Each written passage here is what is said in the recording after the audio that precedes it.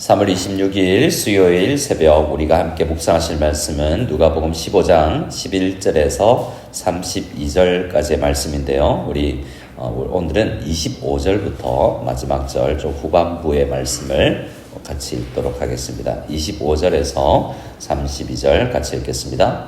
맏아들은 밭에 있다가 돌아와 집에 가까이 왔을 때 홍학과 춤추는 소리를 듣고 한 종을 불러 이 무슨 일인가 물은데 대답하되 당신의 동생이 돌아왔음에 당신의 아버지가 건강한 그를 다시 맞이하게 됨으로 인하여 살진 송아지를 잡았나이다 하니 그가 노하여 들어가고자 아니하거늘 아버지가 나와서 군한데 아버지께 대답하여 이르되 내가 여러 해 아버지를 섬겨 명을 어김이 없거늘 내게는 염소 새끼라도 주어 나와 내 벗으로 즐기게 하신 일이 없더니 아버지의 살림을 장녀들과 함께 삼켜버린 이 아들이 돌아오매 이를 위하여 살진 송아지를 잡으셨나이다. 아버지가 이르되 예 너는 항상 나와 함께 있으니 내 것이 다 내 것이로되 이 내 동생은 죽었다가 살아났으며 내가 잃었다가 얻었기로 우리가 즐거워하고 기뻐하는 것이 마땅하다 하니라. 아멘. 우리가 2주 동안 주일에 묵상했던 말씀을 오늘 또 다시 묵상하게 됩니다. 오늘 25절에 맏아들에 해당되는 사람이 이 비유에 등장하는 처음 대상이 되는 바리새인들과 서기관들이다라고 할 수 있습니다. 자, 그들은 어떤 사람인가? 25절의 맏아들은 어떤 사람입니까? 밭에 있다가 돌아오죠. 열심히 일하다가 온 사람입니다. 그러니까 이 둘째 아들은 놀고 먹고 흥청망청 허랑방탕한 모습인가 하면 맏아들은 열심히 일찍 일어나서 일하러 나갔다가 늦게 돌아오는 그런 열심히 일하는 사람들인 것입니다. 사회적으로 보면 당연히 맏아들이 칭찬받아야 되고 귀하다고 인정받아야 됩니다. 근데 오늘 본문은 그도 그렇게 아버지의 사랑을 받습니다. 그런데 다른 것이 뭐냐면 중요한 것은 아버지이죠. 아버지는 그래도 둘 다 똑같이 적어도 사랑한다라는 거죠. 근데 큰아들은 그것을 받아들이지 못하는 것입니다.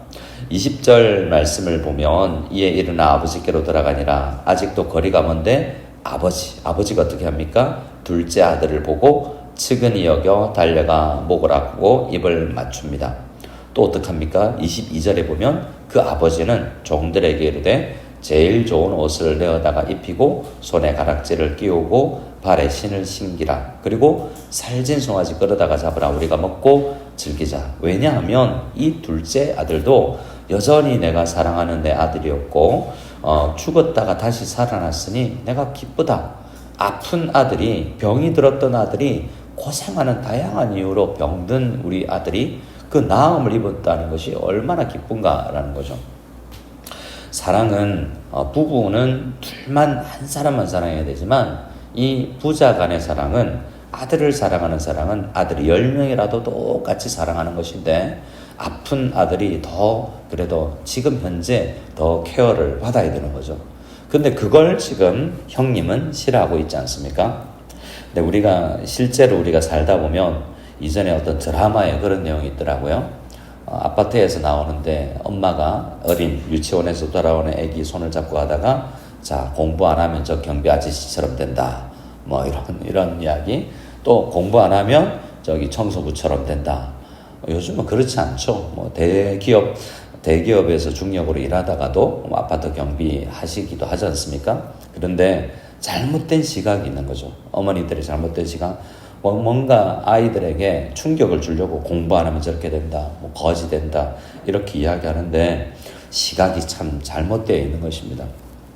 하나님은 적어도 우리 사회에는 신분이나 돈을 많이 가졌으나 적게 가졌으나 큰 집에 사나 작은 집에 사나 아니면 다양하게 열심히 일하든지 공부를 못하든지 안타깝게 여기긴 하지만 사랑을 거둬들이진 않으시는 분이다라는 거죠. 우리가 믿는 하나님은 우리 교회 안에서도 다양한 계층과 신분이 좀 있겠지만 그래도 하나님은 그 사랑을 동일하게 사랑하십니다. 아버지는 이 맏아들도 사랑하시죠. 열심히 일했다가 돌아오는 이 아들. 근데 이 아들에게 있는 문제가 있습니다. 이 아들도 병들어 있어요. 26절에 한 종을 불러 이 무슨 일인가 물어본대. 사실 생각해보면 풍악과 춤추는 소리 들리면 들어가 보면 되지 않습니까? 뭔가 긴장하고 뭐 잘못됐다. 이게 잔치가 있다는 것 자체도 기분이 나쁠 수도 있겠죠. 내가 큰아들인데 내가 모르는 일이 우리 집에서 일어나? 뭐 이런 수도 있겠죠. 뭔가 직감적으로 잘못됐다라고 생각하고 26절에 종을 불러냅니다. 담장 너머에서 종이 보이니까 누구야 나와봐라 이렇게 했겠죠. 나와서 물어봅니다. 무슨 일이냐. 27절에 그 종이 대답합니다. 당신의 동생이 돌아왔음에. 이 말은 당신도 들어와야 된다. 이 종들도 당신도 들어와야 되지 않겠습니까? 우리도 사실 둘째 아들에 대한 이 마음이 좀 안 좋았습니다. 근데 우리 주인 당신의 아버지가 얼마나 기뻐하는가 보고 그의 설명을 들어보니 즐거워하는 게 마땅하구나 라고 생각하는 거죠. 그래서 24절 하반절에 보면 그들이 종들이 다 함께 즐거워했다라고 이야기하지 않습니까? 근데 이 집에서 이 마을에서 유일하게 즐거워하지 아니하는 사람이 이 큰 형님이죠. 27절에 종이 당신의 동생이 돌아왔음에 당신의 아버지가 건강한 그를 다시 맞이하게 됨으로 인하여. 자, 이건 그가 어떻게 허랑방탕했냐는 상관없이 지금 그래도 건강하니 다행이다. 이제 다시 시작할 수 있다. 내 사랑을 입고 다시 공부하고 다시 살면 된다라고 그에게 이야기를 해주었겠죠. 그래서 살진 송아지를 잡았나이다. 살진 송아지를 잡는다는 것은 가장 좋은 잔치, 다양한 잔치의 수준이 있겠지만 가장 기쁘다라는 표현을 이렇게 한 겁니다. 근데 어떻게 합니까? 28절에 그 큰형은 노합니다. 들어가고자 하지 아니합니다. 여전히 아버지가 이해되지 않죠. 근데 여기서 가장 이제 이해되지 아니하는 부분이 28절에서 일어납니다. 우리 28절 같이 또 읽어보겠습니다. 그가 노하여 들어가고자 하지 아니하거늘 아버지가 나와서 권한대. 이건 있을 수가 없는 일이죠.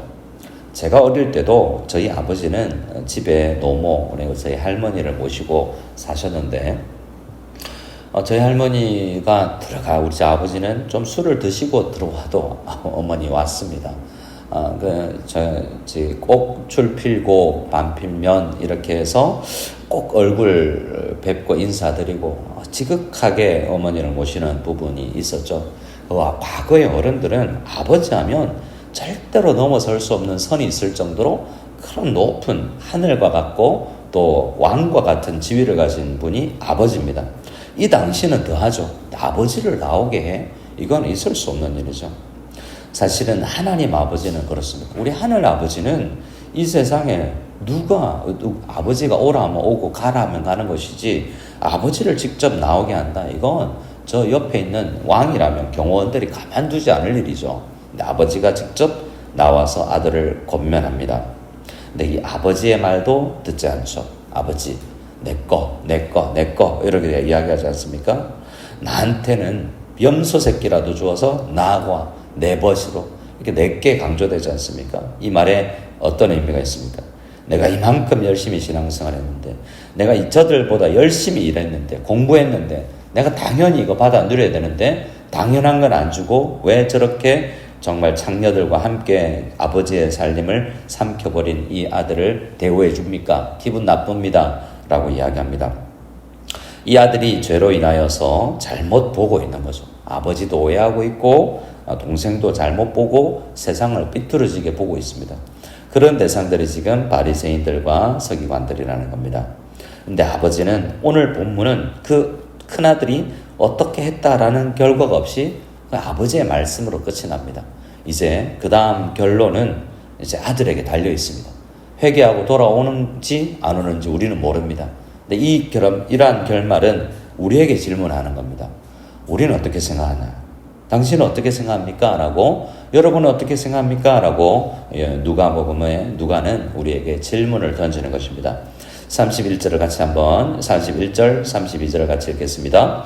아버지가 이르되 예 너는 항상 나와 함께 있으니 내 것이 다 내 것이로되 이 내 동생은 죽었다가 살아났으며 내가 잃었다가 얻었기로 곧 우리가 즐거워하고 기뻐하는 것이 마땅하다 아니라.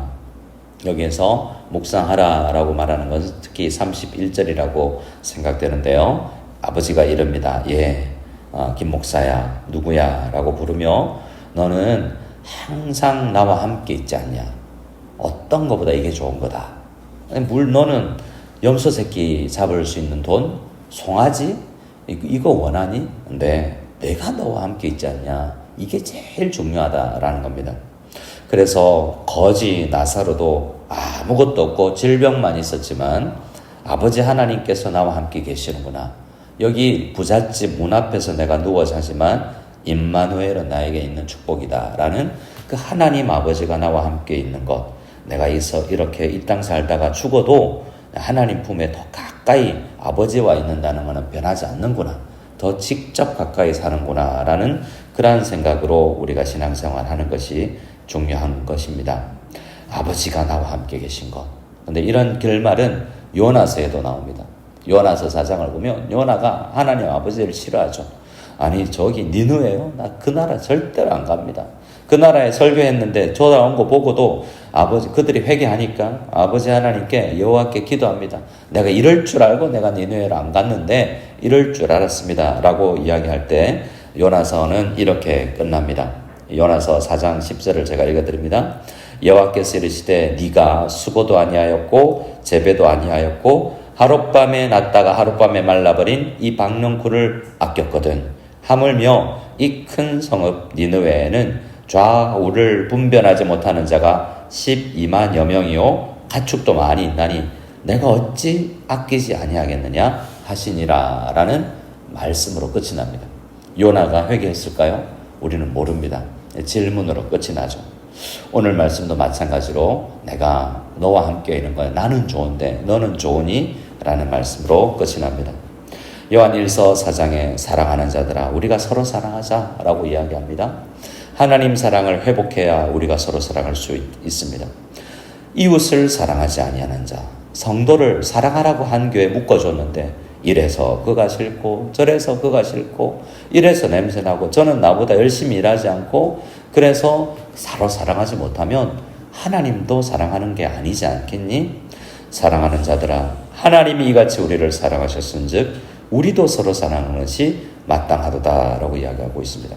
아직 사랑하지 못하는 건 내가 하나님을 사랑하지 못하고 내가 이웃을 사랑하지 못하는데 하나님은 이같이 우리를 어떻게 해요? 자기 아들을 화목제물로 우리를 위해서 보내시기까지 사랑하시는 그 하나님이 우리를 먼저 사랑하셨으니 우리도 사랑하고 저들도 사랑하셨으니 우리도 서로 사랑하는 것이 서로 마땅하다라고 이야기합니다. 마지막 요한일서 4장 12절을 제가 읽어드리고 함께 기도했으면 좋겠습니다. 어느 때나 하나님을 본 사람이 없으되 만일 우리가 서로 사랑하면 하나님이 우리 안에 거하시고 그의 사랑이 우리 안에 온전히 이루어지느니라. 하나님은 안 보이지만 우리가 서로 사랑할 때 그때 세상이 하나님을 보는 것입니다. 우리 이렇게 마닐라 한인학교회는 무엇보다 적어도 그들은 뭐가 없는데 그가 직장이나 이런 거 문제가 있는 것 같은데 어떻게 저렇게 서로 사랑하지? 어떻게 서로 도와주지? 서로 적어도 서로를 위해서 기도해 주지?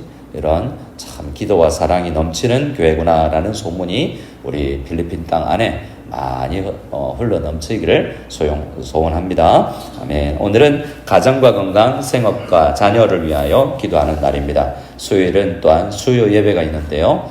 오늘부터 우리 또 유튜브에 수요 예배는 설교 부분만 떼어서 좀 올리려고 합니다. 수요 예배도 우리 인터넷에서 온라인에서 오늘 새벽 설교를 듣는 분들도 우리 수요 예배도 말씀을 들어주시고 우리의 마음에 대해서 계속 설교하고 있는데요. 함께 마음을 모아서 수요 예배 말씀에도 은혜를 받기를 소원합니다. 우리